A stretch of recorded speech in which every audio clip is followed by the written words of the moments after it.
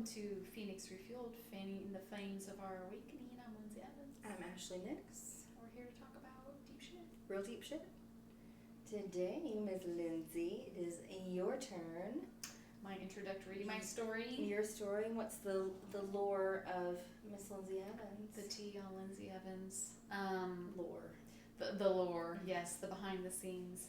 And I want to remind y'all that the reason we're putting our stories out there and being vulnerable is for the reason behind why we're doing this, why we like talking about deep things, why we like sharing our stories of self-transformation and self-work and being on this path of being open-hearted and growing, is because we have survived a lot. So that's why we're sharing this. Mm-hmm. We have the wisdom of experience from living challenging moments and walking through the fire to be on the other side. Yep. Yeah. So that's why we're sharing. And today I'm going to tell you guys a little bit about my story. I can't wait. Thanks. So, origin, where did we begin? Well, I grew up I was born in Arizona, but my mom and my biological father divorced when I was still pretty little baby, like a year, I think it was a year and a half old.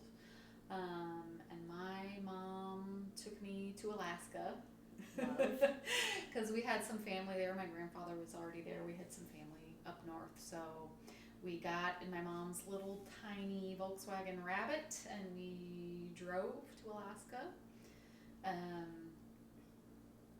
And there I stayed for the rest of my childhood. When we first got there, my mom was young when she had me. I think she was 21. She didn't have a lot of support. So when we first moved to Alaska, and I vaguely have memories of this, we lived in the trailer park in a trailer with my aunt and uncle and my two cousins. And then later we moved out. My mom started dating my dad, who is my stepdad, but he's my dad. That's who I think of as my dad because he's the one that raised me. I had some contact with my biological father off and on through childhood. He would call like on birthdays and Christmases, but I didn't really want to talk to him and I didn't really know why. It was kind of uncomfortable. And I found out as I got older enough to like have some awareness of it, it was because he would get on the phone with me and talk about my mom and she's going to come back to me. You guys are going to come back. And, he was like just trying to keep tabs on my mom in a weird, creepy way. Like, happy birthday. Here's what's going on in my life. And that, I was like an 8-year-old. I'm like, I don't even know you. Like, leave me alone. Mm-hmm. What is this? So that was my relationship with my biological dad. It was very strange. But my mom and my dad got together. And then when I was about 4 and a half, my younger brother was born there in Alaska. And I was very excited when he was born. I really wanted to be a big sister. And we had a really good relationship. I feel like all of our childhood, my brother and I were very close. Family structure was similar to yours in that it was kind of an authoritarian family system. It wasn't strict. My mom was not a spanker. My mom was the more like, I'm going to explain to you what's going to happen, and that really worked for me. Like, if I understood the directions, I would follow the directions. I was a good rule follower as a little girl. But my dad was more because I told you so. We had the paddle hanging up in our kitchen. I think it was his fraternity paddle. I don't know, but he said my grandfather had it, and all the boys signed their names on it. Him and his brothers had their names signed on it. Like, this is what you're gonna get if you get out of line. So the mom and dad had different parenting styles for sure, as my dad was not opposed to a spanking or a whacking. I remember getting out of line with him and yelling at him as a 5 years old, and him, I locked him out of my room, and him busting down the door and breaking a wooden spoon over my ass. You know, that kind of thing, like, you will do as I say. Right. So we had that in common. Right. With our dads. Well, like, I'm triggered just by listening. Yes, it was very much that. So that was the family dynamic growing up. I was the oldest, obviously, my younger brother. And I was the more reserved, more introverted. My brother was like very, very personable, very outgoing, you know, never met someone who wasn't a friend type of kid. But we got along really, really well. And things were, you know, pretty good. My mom, when I think it was starting around 5th grade, maybe. It's a little fuzzy. My mom was primarily the breadwinner. My dad had his own furniture shop. And my mom was working, she was like managing the collections for the phone company in Alaska. And she had to go help set up operating systems out of the state. So she went to Washington, and we were home with my dad, and she had to be gone for several years. And when I say gone, I mean she would come home every other weekend. So she was there 4 days a month. Wow. So yeah, and that was really hard for me. And I remember, because I mean, I've always gotten along well with my mother. I love my mother, but I was very needy of her. I depended on her for a lot. Like, she brushed my hair. I didn't even know how to brush my own hair. She did everything for us. She cooked, she cleaned, she did everything for all 3 of us. So it was a difficult adjustment, I think, for all 4 of us. It was very hard on her emotionally. My dad had a real learning curve on all of a sudden having to be Mr. Mom, and that was not his thing at all. He didn't know how to do that. He did not cook and clean. You know, his way of dealing with us being out of line, like I said, was very different than my mom's. There was no explaining. It was just like, because I told you to do it, now do it, you know. It's like, oh, so not wanting to make Dad mad, and I'm starting to go through puberty, and it's kind of lonely, and it was just a pivotal time for her to be gone, unfortunately for me. But we got through that. A little bit later in my teenage years, I had switched junior highs. All of my friends went to one junior high, and then I was at a new junior high, and I didn't know anybody. Had to make all new friends. And then I went to high school for a year in Alaska, and then we moved to Washington also for my mom's work, so I had to make all new friends again. And I got lucky in that I met a really good group of friends, but they were all Mormon, so I sort of felt like the friend on the outside. You know, I was the friend that maybe the parents didn't trust as much, like I was the bad influence because I wasn't Mormon.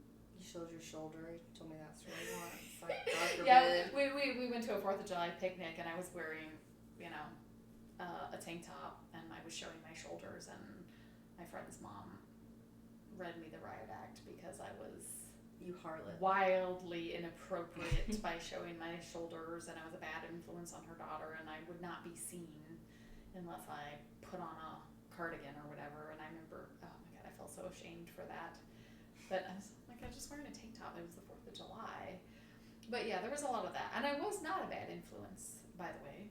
I was a very good girl, and I was a good friend to those girls. But, you know, I was kind of on the out because I wasn't Mormon. And that's not their fault. So they were really good friends to me, and I really appreciate that. But I did feel a little, we were the 3 best friends, but they kind of had that in common, and I didn't. Mm-hmm. So it was a little lonely. Then we had some more family shakeups. My mom and my brother moved back to Alaska at the end of my high school, and it was just my dad and I in Washington State. My dad and I were not getting along. A lot of times when you have rigid parenting like that, where there's more control wanting to be had over how you look and dress and act, you know, teenagers get rebellious. Mm-hmm. And I did. Mm-hmm. You know, sneaking out to my boyfriend's house, and basically it got to the point where either we were just fighting, but that was rare. Most of the time we just didn't acknowledge each other's existence. We just completely iced each other out. Which is a whole other ball of worms. And that was hard, you know. It was always hard to be vulnerable with my dad because I felt a lot of judgment for a lot of things. And he probably felt the same from me. You know, he was trying his best, but it was very lonely because that was like a closed door. You know, he was there, but it never felt like I could go to him for certain things. It was like a closed door. Mm-hmm. I felt like I was on my own. Eventually he moved back to Alaska when they sold their house in Washington, and I stayed in Washington, and on a whim met a friend's girlfriend, was like, great, I need a place to live, I'll be roommates with this woman. And I did, not knowing that she was a pretty frequent meth user. And we had, you know, there was issues with that. We had roommates who were indulging in all sorts of fun things: heroin use, meth use. We lived. How old were you? I was 18. Love. Okay. I was 18. I'd come home and there'd be like spoons and needles on the floor that I was stepping around to get into the kitchen, that kind of stuff. And the apartment that we lived in was this one roommate's apartment that she had gotten before I think she lost custody of her children, so she qualified for Section 8. So it was Section 8 housing that we all lived in, you know, and because half the people in it and coming and going were drug addicts, like stuff would just go missing. Like you'd come home and it'd be like, where's that DVD? Like what the hell? Somebody stole my stuff. So it was that kind of living situation, and I just sort of rolled with it. But you know, the guy next door to us said he was a pimp. You could hear him beating his girlfriend. There was like massive drug use going on upstairs, screaming at all hours, unattended children. It was not a great apartment. It was not a great place to live. And we would have, because my roommate was an active, I can't really say if she was an addict or not, but she was an active drug use. So we would have really random people coming at all hours to the house saying, you know, she told me I could borrow your phone, and me and my other roommate would be like, you can't come in our house. We don't know you. I don't care what she told you. No, you can't come in and use our phone. You know, this is back before everybody had cell phones. It's like, get the hell out of here. Like, I don't care if she told you you could borrow the car. I don't know where she is. You're not coming in my house. So it was a lot of managing that for my first place on my own. It was a learning experience. Mm-hmm. It was a learning experience. But we did we had a lot of fun in that house too.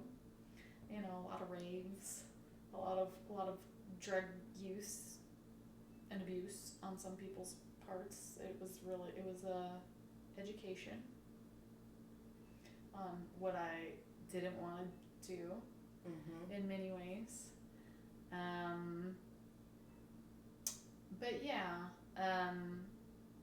I at one point started realizing that maybe my interest in women was more than just like, oh my god, women are so beautiful and so cool, and like obviously everybody like wants to make out with women, and then it was like, maybe that's just me. I started to dabble with that. I started to kind of like explore that, and this is so weird, but I honestly thought for the longest time, like, I'm just artsy. Obviously I want to make out with girls. Like, obviously I want to sleep with girls. I'm just artsy. Right. I'm not gay. Everybody wants to do that. I'm not queer. Right. Mm-hmm. Well, in fact I was. But I didn't know that at the time, because I had a boyfriend. I was like, who doesn't anyway? I ended up falling in love with one of the roommates that I lived with there. We had moved to Portland, and she was dating a guy that I really did not like, and we were in this weird love triangle where I was in love with her, she was in love with him, and I don't know if he was in love with the rent that I was paying for him, or the girls that he was cheating on her with, or what. But we had a nasty falling out, and I moved back home, really depressed. Met a good friend of mine there, and that's when we decided to, after a couple years of being back home, being back in Alaska, I was like, I don't want to be here. We went on our great road trip and came to Texas just on a whim. I'd only been to Texas once for band camp, and I was like 14. I know. Okay. I went to band camp in Lubbock. Wow. And Lubbock In of all Lubbock, places. and I was like, wow, Texas is ugly. Sorry, Lubbock. I'm so sorry, I'm Lubbock, sorry. but we know it's Like, true a little bit. the people were great, but I was like, I don't like that. And then I was like, well, Texas is a really big state. Let's go explore. And we just kind of ended up here. We took this great big adventure, me and my best friend at the time, and we caravanned. Like, I had a little dog, she had a little dog. We took our cars and we drove through Alaska. We went through Canada, all down the West Coast. We slept on the beach and under the stars. We visited friends in Portland and in Arizona, and like all along the way, we just had a blast. And then we ended up in Austin. Thank you, Mom, because I was going to go to Dallas, and she was like, don't go to Dallas. I don't think you'll like it. Go to Austin. And I was like, okay. So about 2006, when you came to Austin, I think I was right, maybe 2005, but right about that time, I got here. And I was doing an AmeriCorps program, which is sort of like, the domestic Peace Corps. Okay. I was doing that, and I met the person that would become my husband. And it felt like a really safe place to meet somebody, because like, we're doing nonprofit work, we're doing really good stuff. But red flags started popping up that I didn't see pretty early on in the relationship. I think because some of the family dynamics that I had, just kind of led me to that. There was also, in some of our extended family, there was like peripheral violence, more so than my nuclear family, that I was sort of exposed to, with my grandfather especially, and his family. I remember hiding in a closet and seeing my cousin just getting the shit beaten out of him and being terrified. So there was some of that in our extended family.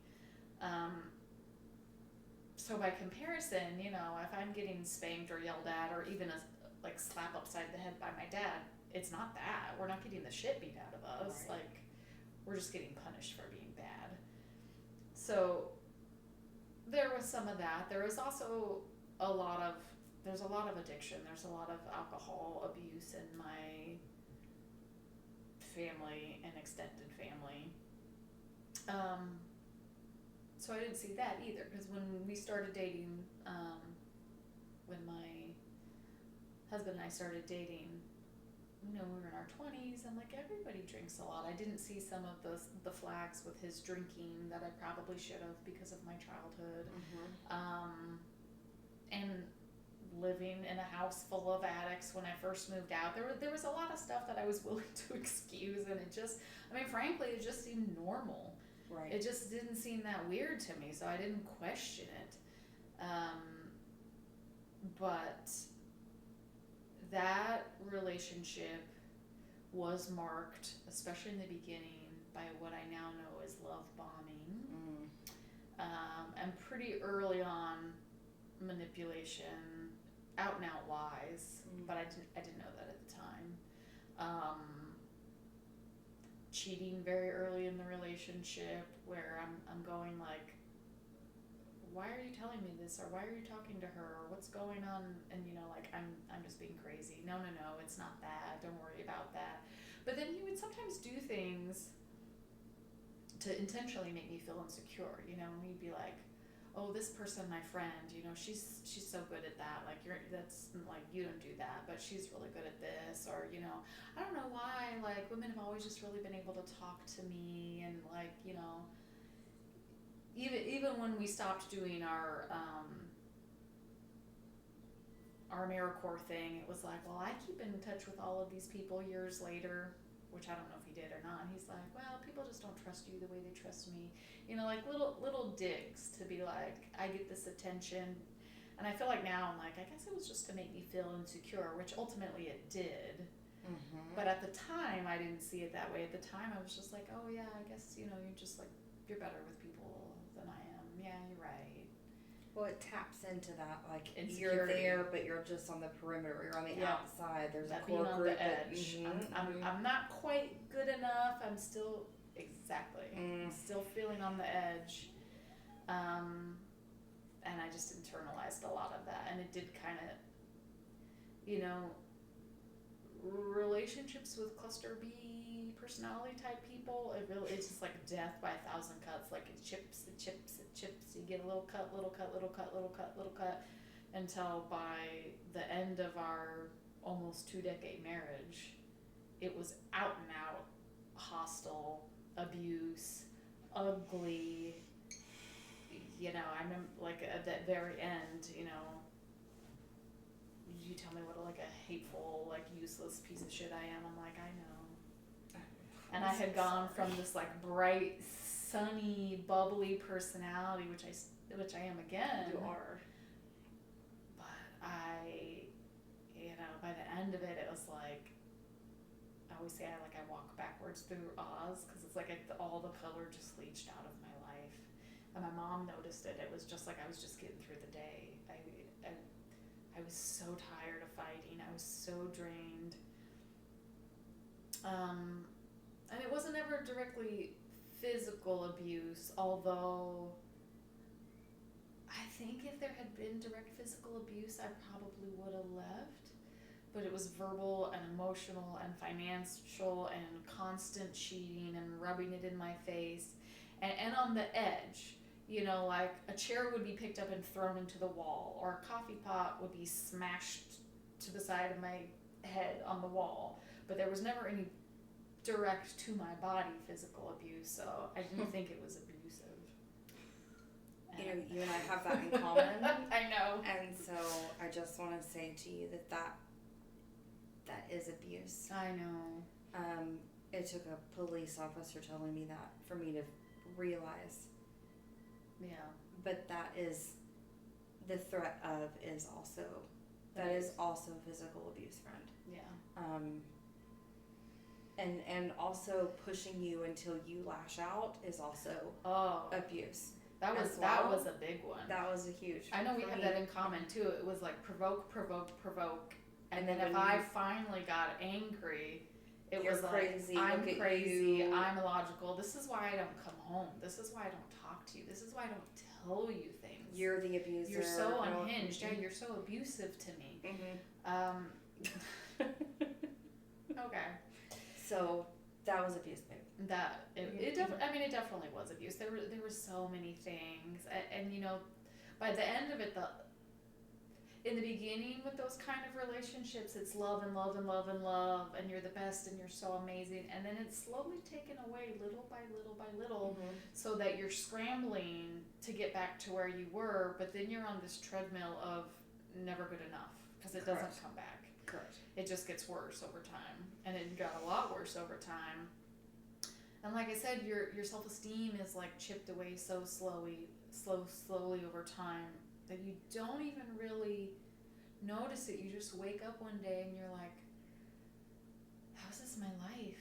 I'm so unhappy. I don't understand how I got here. Like, I don't even have any friends anymore. Unbeknownst to me at the time, he had started this campaign of telling anyone that would listen that it was I that was the alcoholic, and it was I that was abusive, and if you come to our house and you see the holes in the walls, that's because she's a really bad drinker, and I'm afraid for our child because she's just so out of control. He was telling people all these stories to discredit me. So slowly people started to distance themselves from me until he was, aside from my family, which thank God I had, he was really all I had.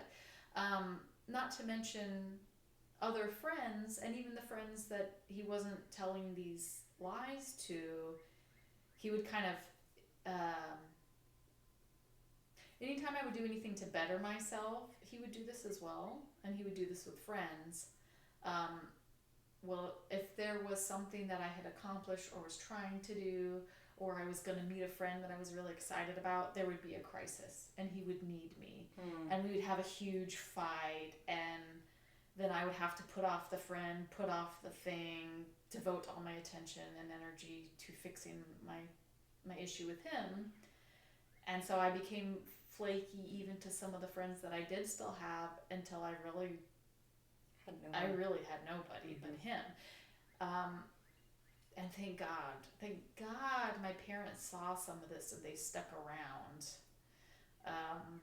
because they could see. They had told me later that when they first were introduced to him, he said something kind of nasty and an untruth to them when I went to the bathroom the first time they met him, and my mom clocked it and was like, "Why would you lie about that?" But he lied to me about his relationship with his mother, where he went to school, everything. I mean, we were together for almost 2 decades, and he lied to me about everything. So it was really disorienting by the time that I left, because it was like, who am I? This marriage, I was married to somebody that doesn't even exist, in the end, when things started getting really bad and his drug abuse amped up and his drinking had amped up and everything was falling apart financially, like everything was awful. I had explained away so much of the behavior. He started taking testosterone, or maybe it's because of this, but his whole personality changed. And it's because he was sort of like conforming to fit his new relationship, because he was engaged to someone behind my back while we were still married. And he was, living this fantasy with her and hardly ever coming home, spending no time with our son. The times that he would come home, he wrecked our car drinking, or he'd come home. I don't know what drugs he was doing, but I found pipes that looked like either meth or crack. Based on behavior, I would say meth, but I think there was also some heroin use happening too, because he would nod out often on the nights that he would come home. Or one time he drove home and literally started nodding out as he was pulling into the driveway, nodded out, slumped over the steering wheel as he was trying to get out of the car. And I came out and found him in the driveway with the lights on, the keys in the ignition, door open, half slumped, and being so humiliated because I had to turn it off and drag him into the house without my son seeing. He'd pass out at a bar somewhere and I'd have to go pick him up and find the keys. It was just really, all the while I knew he's having affairs, and just so embarrassing, so humiliating. I didn't feel like I could talk to this about anybody. Didn't have any friends to reach out to at that point. You and I met each other actually around this point. But we didn't know each other well at that point. Oh, You became friends with him. I became friends with him initially, and then I was all, something's rotten in the state of Denmark. Something's I was like, things are not adding up. And then I started distancing myself, because I was like, this is not good and very unhealthy. And then you and I became becoming friends. Closer. Yeah. Mm-hmm. And it was funny, I didn't know how dark your story got. You were at a real, I was at rock bottom. Mm-hmm. And I felt I was too, because simultaneously, while I had this horrible evolution of my marriage, In 2017, my younger brother, who had always been a rock for me, and truly, I love my parents. I truly do. They think they did the best that they could. My brother was the only person in my family that I was really close with, that I felt never had any ulterior motives. He didn't want anything for me. He didn't want me to be anything different. He didn't want me to. We just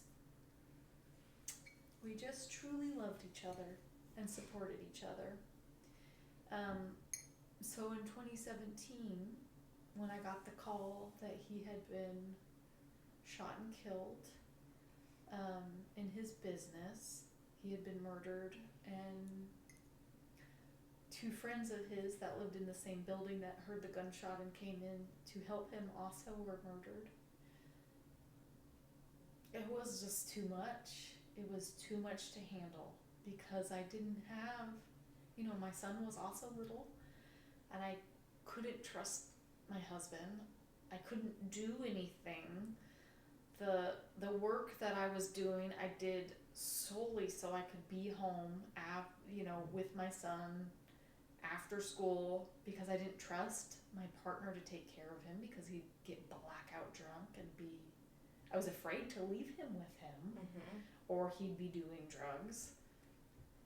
And I just was like, I don't know how I'm going to deal with this. I didn't know how I was going to deal with it, because the loss of my brother was such a loss. It was such a loss. Even after my divorce, it was a loss in the way, like, when I lost my relationship with my husband, I was like, you were never who I thought you were anyway. I wasted so many years with you, but I never knew you, and you never really knew me. But my brother did. That loss was so hard. And because I didn't have anybody but my husband and my family, I didn't even have my family to turn to, because my parents were devastated. I mean, my parents were so broken by the loss of him. I mean, he was young. He was 31. He had 2 beautiful children of his own. And you're just not ever really prepared for that kind of violence. I mean, death is inevitable, but I was not prepared. It's very hard. When we went to trial, the first time, we had to go to trial twice. The first time was in 2020. And you go to trial, and you're sitting there trying to hold this thing. And then I'm seeing pictures of my brother. It's very hard to wrap your mind around that kind of violence to somebody who is such a light in your life. And even the stuff that we didn't have to see, I know other people carried for us. My brother's best friend, who he had been best friends with since he was like, I think 13, who was like another brother to him, helped clean up the crime scene, and they were finding his teeth in the walls from the impact of the gunshot. It was just so much. It was just so much. So trying to be a mom and dealing with the grief and the loss of my brother, who both our brothers are named Steven, by the way, right? So trying to deal with the loss of Steve, and then my husband's not only not supporting me through that, but actively having an affair and blaming me for not caretaking him during that. I would have these panic attacks where I couldn't move, and I felt like I couldn't breathe, and I would just freeze in place and have to wait for them to pass. I would just press myself up against the wall to kind of feel like my knees weren't going to buckle. And this would happen often, where I'd have to brace myself against the wall like a bear, like a bear up a tree, just so I wouldn't fall over. Because the grief, I just felt like I was just barely hanging on to this world. I just wanted to die all of the time. I just wanted to die. I was like, I don't know how I'm going to get through this. I just wish I would get hit by a car. And I would just fantasize about all the ways that I could kill myself without anybody knowing that that's what I did, so that they wouldn't have to know that's what I did. And I got closer to that than I would like to admit. And the only reason I think that I didn't attempt it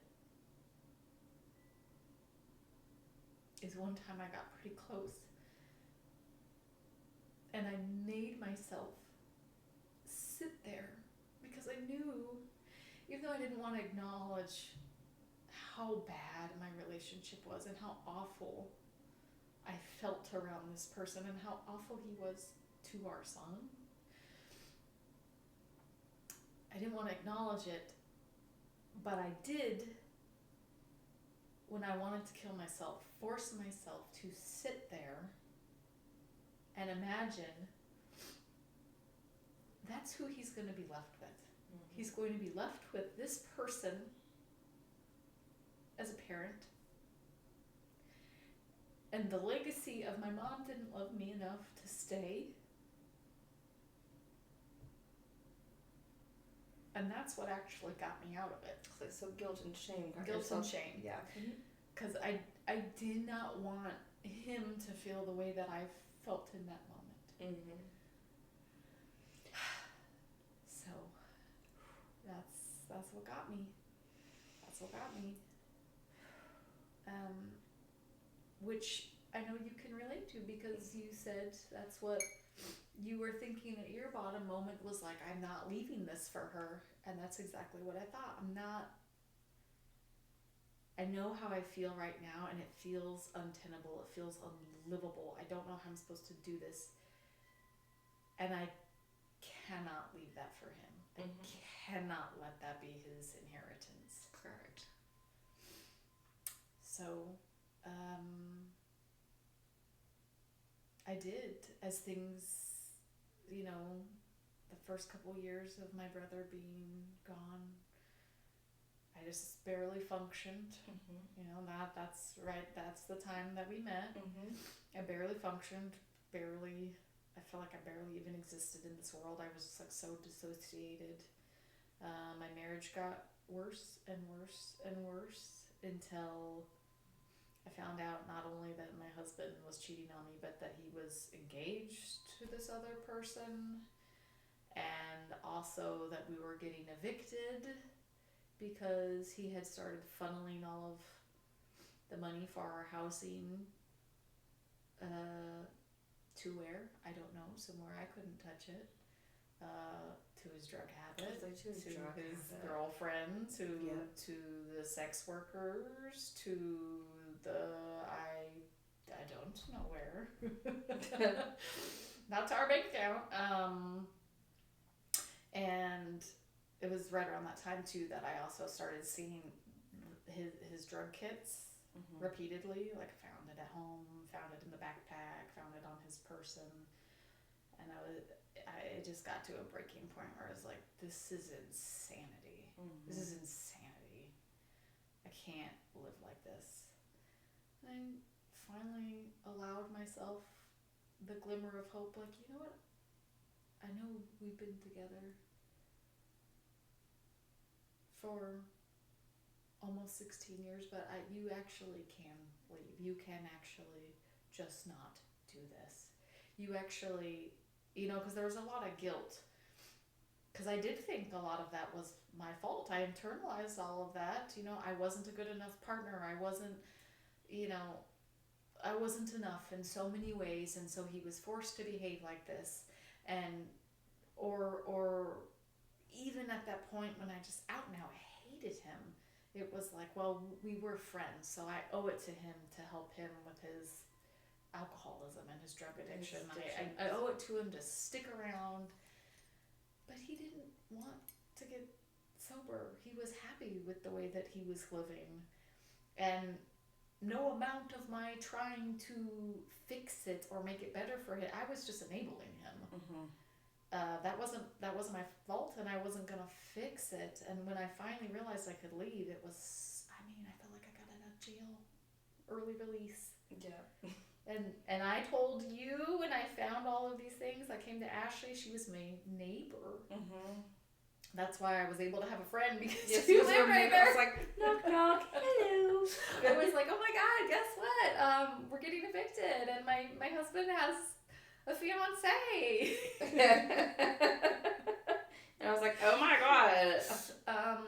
And I left, Mm-hmm. and I finally left. Picked up stuff and moved back in with my parents and my son, and had a really, really, really, really ugly 4-year divorce. Mm-hmm. But I left. You sure did, baby. You sure did. And eventually Steve's death got easier. I still think about him almost every single day. And we did have a second trial for the man that shot and killed all 3 of them, and he was sentenced to 3 consecutive life sentences. And there was some closure with that, and it's been a journey for the last 4 years, going through my divorce and figuring out who am I on my own, and here we are. You know, it's interesting to me that you say that you went backwards through Oz, but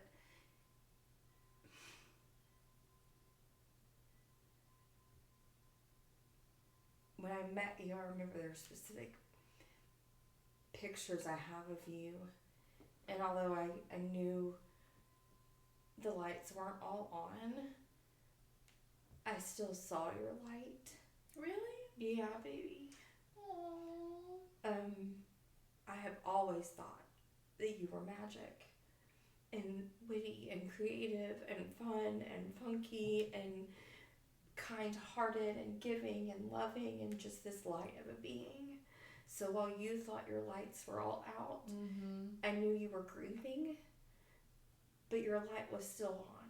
Yours was too. Isn't that crazy? Because I didn't know what you had gone through. Most people don't.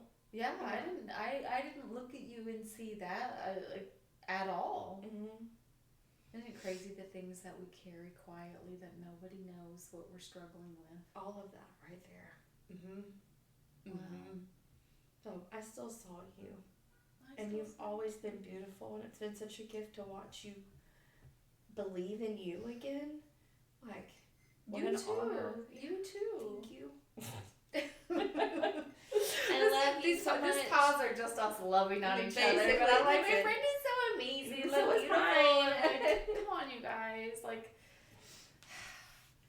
you can transform through these dark moments. Transformation is possible. I've seen both of us do it. I'm so proud of both of us. Me too. For the shit that we have come through the other side of. That I know that's why we're such good friends, because we were both literally forged in the fire of all these traumatic things. Yep. And we are stronger for it. Mm-hmm. We didn't harden. No, you were the most open-hearted person. I mean, we were just talking about this before we filmed, about what an open-hearted person are. You are so warm and so kind and generous and loving and intelligent and sweet. Right back at you. All of those things right back at you, though. Mm-hmm. And your wit is just chef's kiss. By the way, top tier. I think about 3 days later, I'll come back with it, but really? You have, like, on the spot, in the moment, you have the things to say, and I'm like, what she said, that was witty and really fast. So, like, yeah. But you're really brave, too. So are you, babe. The fact that you're willing to talk about, like... Okay, but you're really brave, Ash, because you are just really vulnerable in a way that a lot of people are not. So, like, just take that in for a moment, too. Thank you. Like, I have always admired that about you. Well, thank you. Yeah. I love you so much, friend. I'm proud of you, and I'm grateful that I met you in our fires. Same. Yeah. Same. And, like, you are not an outsider friend. I'm a part.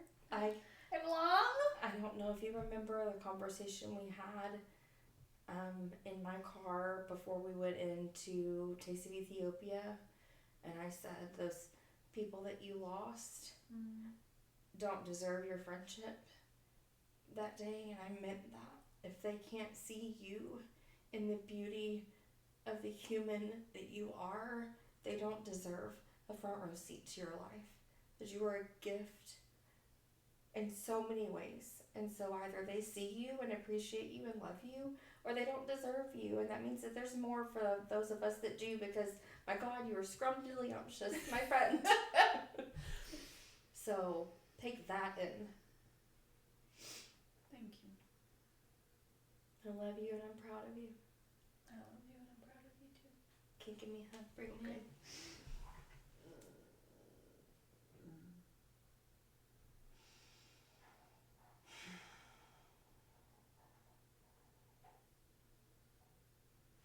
I mean that. Oh! Uh-oh. Tea. Tea. Hey, it didn't spill though. Look at that. Hey! Get y'all a friend like this. Get y'all a friend like this if you don't have one. But like, same. But seriously. But same. But seriously. But seriously, same. Female friends. The real ones, you're worth your weight in gold, girl. So are you though. Like the ones that'll call me on my bullshit, Yes. that'll tell me when I'm being an asshole, but Yes. doing it lovingly. But do it because we love you. Right? Yes. And like challenge me to level up to the next level of me. Oh, while, you do like, that with me all the time. I mean, same, both of us. So just, yeah, worth your weight in gold. Yes. I'm a better human because of you and Sarah, and I'm a better human because of you guys. So that's why we're here. Yep. I don't know why you guys are watching, but that's why we're here doing this. Mm-hmm. Even in your darkest, you can make it. You can make it through one step at a time. One step at a time.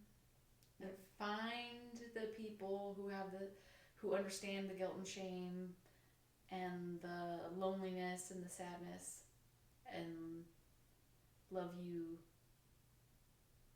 anyways, love you because of it also, because of the depth of who it makes you. Yeah.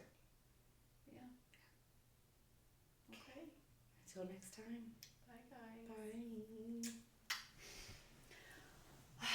That was a lot. Ashley, baby. you're such a good friend. No, What you're do such a I good do friend. to deserve you? You're seriously? you. Oh my God. You deserve good friendship just for being you. What do you mean? What did you deserve? What did you do? I know, but I'm like so glad I'm doing this with you. Me too. For the rest of life, baby. I know, really. I'm You're just- never getting rid of me. That's what I'm sorry. You're saying. just never fucking getting rid of me. I hope you are okay with it. I am okay with It's that. just like you're stuck. You're stuck with